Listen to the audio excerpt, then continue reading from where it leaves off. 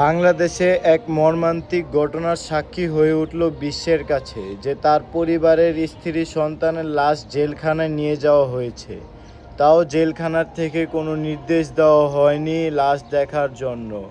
খুব দুঃখের সাথে বলতে হয়, বাংলাদেশের রাজনীতি হলো একটি ঘৃণিত অধ্যায়। এই রাস্তায় পাড়া দিয়ে কেউ হয়েছে রাজা, আবার কেউ হয়েছে ফকির। আমরা যার কথা বলছি সে বাগেরহাট সদর উপজেলা ছাত্রলীগের সভাপতি সাদ্দাম।